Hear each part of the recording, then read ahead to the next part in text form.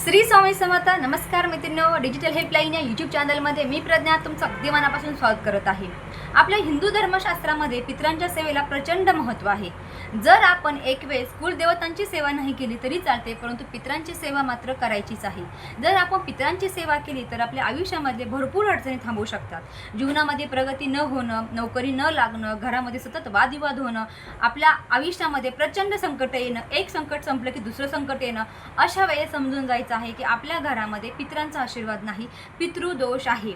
मग या पितृदोष निवारण्यासाठी आपल्या केंद्रामध्ये आपल्या स्वामींनी आपल्याला खूप सारे सेवा सांगितलेल्या आहेत. पण यातली एक अतिशय प्रभावी सेवा मी तुमच्यासमोर घेऊन आलेली आहे. ही सेवा करायला खूप सोपी आहे, पण तिचं फळ मात्र खूप मोठं आहे. पण ही सेवा कोणी करायची आहे, कशा पद्धतीने करायची आहे, किती वाजता करायची आहे, याबद्दल सविस्तर माहिती मी तुमच्यासमोर घेऊन आलेली आहे. त्यामुळे माझा हा व्हिडिओ शेवटपर्यंत तुम्ही नक्की पहा. व्हिडिओ आवडला तर लाईक करा, शेअर करा आणि चॅनलला सबस्क्राईब करायला विसरू नका. तर मैत्रिणींनो, अमावस्येच्या दिवशी तुम्हाला अतिशय सोपी आणि प्रभावी सेवा करायची आहे आणि त्या सेवेचं नाव आहे हिरण्य दान. तुम्हाला माहिती आहे, हिरण्य म्हणजे सोनं किंवा मौल्यवान वस्तू. आणि जर आपण एखाद्या ब्राह्मणाला सोनं किंवा मौल्यवान वस्तू दान केली तर आपला पितृदोष कमी होतो असं म्हणलं जातं. परंतु आपण ब्राह्मणाला प्रत्येक वेळेस सोनं देऊ शकणार नाही किंवा मौल्यवान वस्तू देऊ शकणार नाहीत. त्यामुळे आपल्या हिंदू धर्मशास्त्रामध्ये ब्राह्मणांना काही वस्तूचं दान केल्या तर त्याचंच फळ, जेवढं सोन्याचं फळ दान केलं मिळतं तेवढंच फळ तुम्हाला हिरण्यदान केल्यामुळे मिळू शकतं. आता हिरण्यदान नेमकं कोणी करायचं आहे आणि कसं करायचं आहे याबद्दल माहिती घेऊयात. तर मैत्रिणींनो, हिरण्यदान ही सेवा फक्त अशाच व्यक्तींना करायची आहे ज्यांना वडील नाहीत, ज्यांचे वडील ऑलरेडीच देवापाशी गेलेले आहेत, म्हणजे मृत पावलेले आहेत. अशाच लोकांनी ही सेवा करायची आहे. ज्यांचे वडील आहेत त्यांनी ही सेवा करायची नाही. आता मैत्रिणींनो, आता हिरण्यदान हे कसं करायचं आहे, तर हिरण्यदान हे अमावस्येच्या दिवशी करायचं आहे. 12 ते 12:30 याच वेळामध्ये तुम्हाला ही सेवा करायची आहे.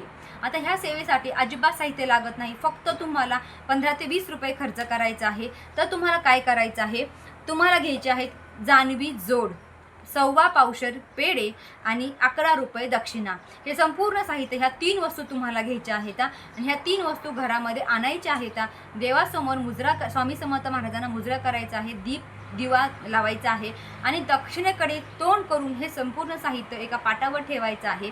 म्हणजे काय, जानवी जोड, 1.25 पावशर पेढे आणि 11 रुपये दक्षिणा एका पाटावरती ठेवायचं आहे. दक्षिणेकडून तोंड करून हात जोडायचा आहे आणि पितरांना आव्हान करायचं आहे. त्यानंतर हे संपूर्ण साहित्य एका जागेवर गोळा करून ठेवायचं आहे आणि तुमच्या आसपास कुठे ब्राह्मण असेल तर त्या ब्राह्मणांना ते दान करून यायचं आहे. असं केल्यामुळे तुमच्या आयुष्यामध्ये जे काही पितरांचे दोष असतील ते निवारण होण्यासाठी तुम्हाला नक्कीच मदत होणार आहे. पण मैत्रीण, लक्षात ठेवा, जर ब्राह्मणांनी तुम्हाला ते पेढे परत दिले तर तो पेढा, तो प्रसाद तुम्हाला खायचा नाही. तो तुम्ही कुठेही ठेवू शकता, म्हणजे देवाच्या ठिकाणी कुठेही तुम्ही मंदिरात ठेवायचा आहे किंवा तुम्ही दुसऱ्यांना सुद्धा ते दान करू शकता, परंतु तुम्ही तो प्रसाद खायचा नाही. आता यानंतर तुम्हाला काय करायचं आहे, दर अमावस्येला तुम्हाला ही हिरण्यदानाची सेवा करायची आहे. हे एवढं पॉवरफुल उपाय आहे की जर तुम्ही हा उपाय केला तर नक्कीच तुम्हाला पितरांचा आशीर्वाद मिळू शकतो. आपल्या 7 पिढ्यांचा आशीर्वाद तुम्हाला फक्त हिरण्यदान केल्यामुळे मिळू शकतो. त्यामुळे हिरण्यदान प्रत्येकाने करायचं आहे. आता अमावस्येला प्रत्येकच वेळेस आपल्याला हे करणं शक्य नसतं.